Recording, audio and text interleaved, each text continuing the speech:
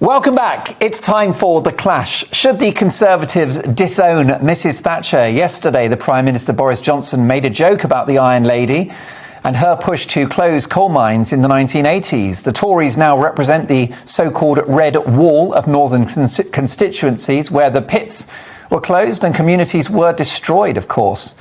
Robert Oulds from the Bruges Group says that Margaret Thatcher was a great Prime Minister to be celebrated.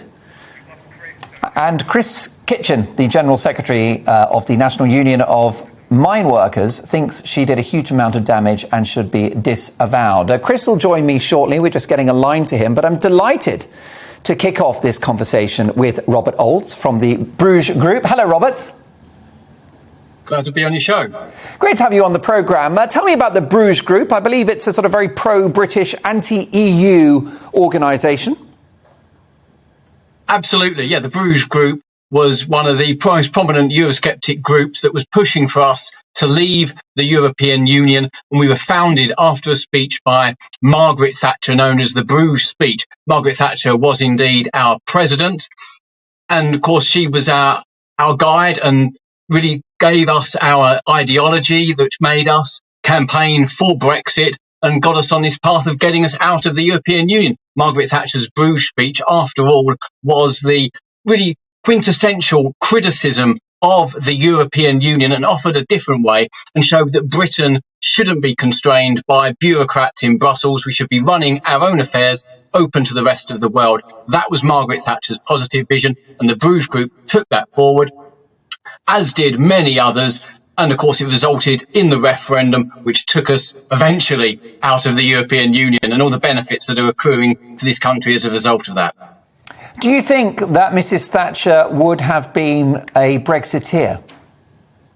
Oh, absolutely. Yes, you made that quite clear. Margaret Thatcher had said that to me herself. Margaret Thatcher, of course, realised that the European Union was on the wrong path. It rejected her positive vision of decentralised Europe, of nation states cooperating where they saw fit, and was trying to amass more and more power. Margaret Thatcher was actually fundamentally opposed to that. She was pro-democracy, pro-Britain, like more than any other prime minister we've experienced in for quite some time.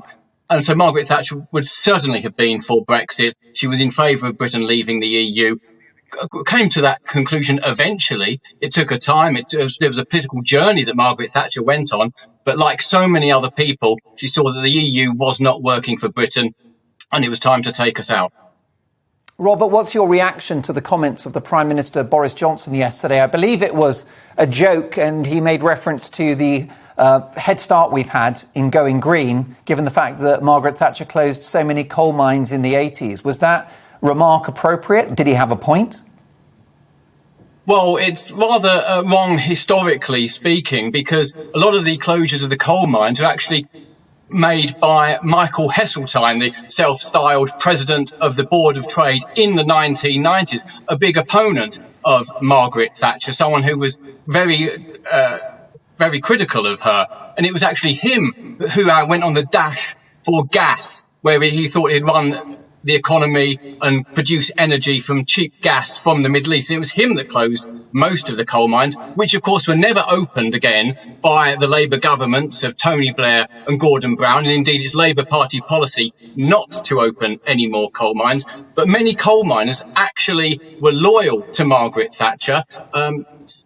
South Derbyshire miners, Lancashire miners, miners in North Wales, Nottinghamshire miners, they actually didn't strike. They actually backed Margaret Thatcher. They did not follow Arthur Scargill, who, of course, later disavowed the Labour Party. Margaret Thatcher would never have closed the coal mines, as indeed Michael Heseltine and the Premiership of John Major did. So really there's actually some historical facts which really do need to be put right. That Margaret Thatcher had a great deal of support amongst coal miners. Of course, there was issues with the Yorkshire NUM and Arthur Scargill's a legal strike.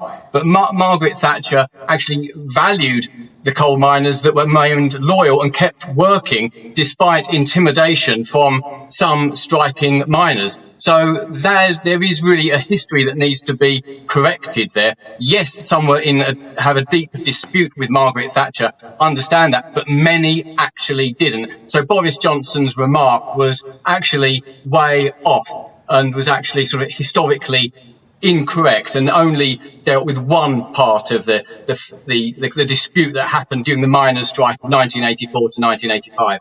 Now, I'm delighted to say that Chris Kitchen joins us, the General Secretary of the National Union of Mineworkers. And Chris, you were shaking your head there. What's your view of Margaret Thatcher and her legacy in relation to the coal mines of Great Britain? Well, my view of Margaret Thatcher is she was an evil, vindictive woman. She destroyed the industry that I was hoping to have my career in, following my father down the pit, who followed his father down the pit. And she did it purely as a political vendetta for what happened in 1974. There was no rationale behind destroying the mining community other than to destroy the NUM. However, were these mines not loss-making and costing the taxpayer millions of pounds a week, Chris? That was the argument at the time. And the argument is false. Yes, they were loss-making, but they were being managed into decline. There was millions of pounds being wasted at coal mines to make them unprofitable. That was the reason why the union could not accept the closure of a coal mine on economic grounds alone. Because they were managed to decline, they were wasting money at them, so they could shut them. There were pits that were getting, facelifts in the baths, the car parks resurfaced just to waste money, so that the argument was there that the loss making, we can close them.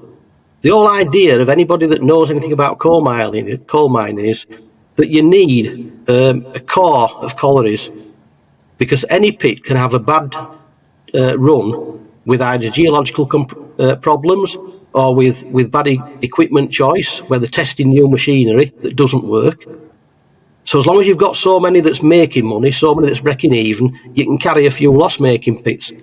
The whole point was that if you shut a pit on economic grounds alone, every pit, it would just a question of time before it hit a bad patch, and then it would be shut.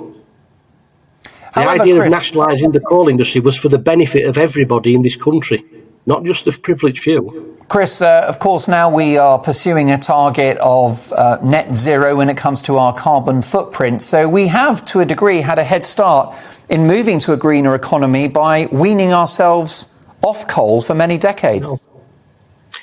No, we haven't, because we didn't wean ourselves off coal for many decades. All the pits that were closed, we imported coal from halfway around the world. We were still burning millions of tonnes of coal. It was just imported. At less cost to the taxpayer. More cheaply. Pardon? At less cost to the taxpayer. Only because the mines over here were managed into decline. They weren't run correctly. They were run by government. Government couldn't run the coal mine industry, but they expected for the British public to trust them to run the country. You can run anything down if you waste enough money. Scargill, who went on strike, who conducted an illegal strike, and people were out of work on strike for more than a year. People were protesting, in which preventing other people who wanted to get to work from going to work, which actually resulted in the death of one unfortunate taxi driver. It was a very difficult time. I understand that. I appreciate that. But the fact is that the NUM, led by Arthur Scargill, was taking political action, and he actually destroyed many of the mines by walking out and leading workers out in an illegal strike, which many people did not want to go down. Many miners wanted to continue going down the pits, and indeed that's why the strike failed, because many miners indeed actually continued working and wanted to continue working. But Arthur Scargill wanted to overthrow the Conservative government, just like he had successfully managed to do in 1974. Margaret Thatcher was a stronger lady, and I think you put your finger on what your actual real opposition is to Margaret Thatcher, because the fact remains is that most of the mines were closed by Heseltine. But you had criticised Margaret Thatcher and you used the term woman. Isn't it the case that perhaps so many people don't like Margaret Thatcher because she was successful and she was a woman. And of course, it's the Conservative government, the only party that's managed to produce 2 women prime ministers, yet women have not actually managed to succeed in the Labour Party, and they have to have special measures to try and get even female Labour MPs, whereas Margaret Thatcher actually trailblazed and led the way. But some people just have this innate opposition to her that doesn't actually deal with any of the facts, is that she was indeed a great prime minister, prevented this country falling prey to politicised trade unions.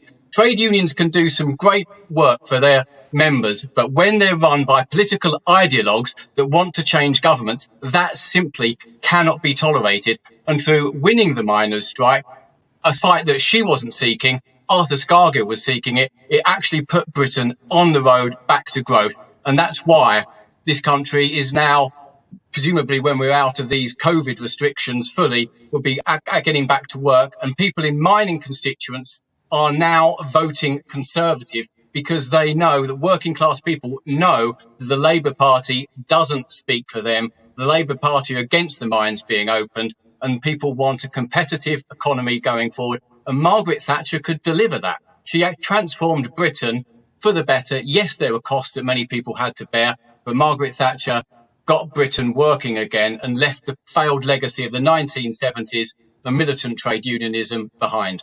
Of course, Chris, Britain was the sick man of Europe in the 1970s, at one point going to the IMF to borrow money.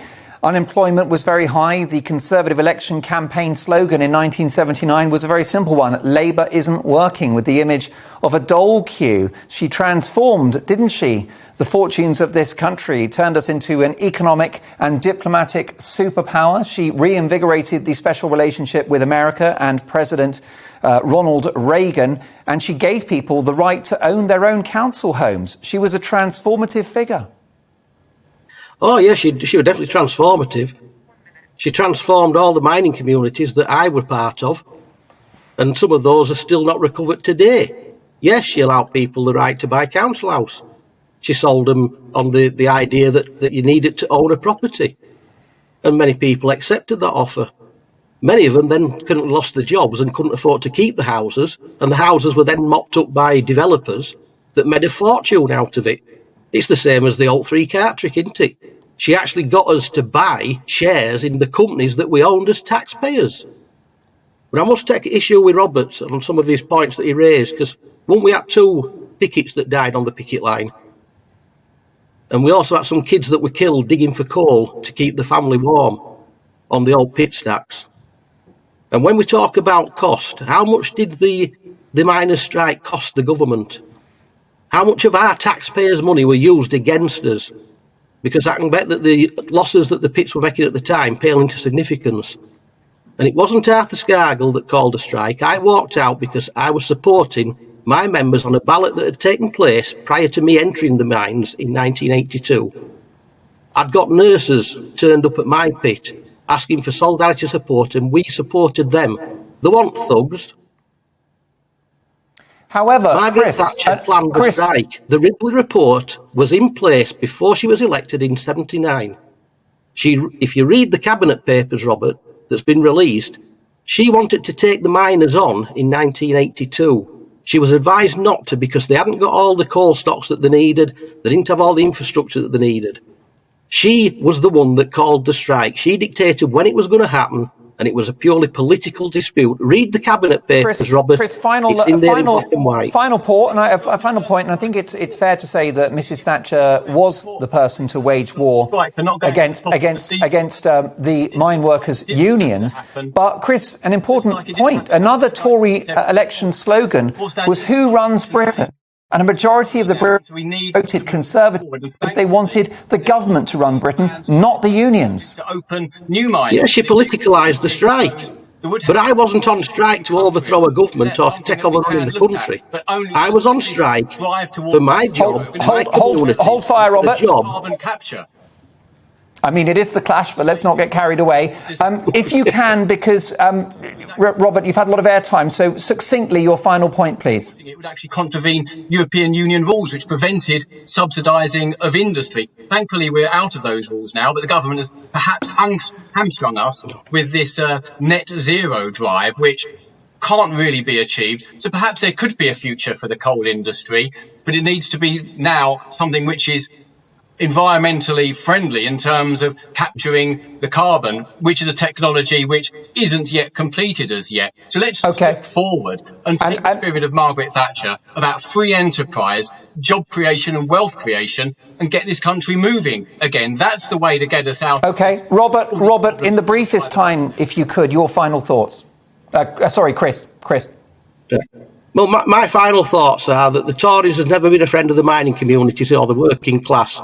And you know that by the recent decision by Boris Johnson and his government, prior to insulting the former miners of this country and the mining communities with his comments that he's made, he's also decided that they're not going to take any notice of the Bay Select Committee report to stop raiding the mine workers' pension scheme. And they've confirmed they're going to take another £1.9 billion from the mine workers' pension scheme that should rightly go to mine workers that paid that money in.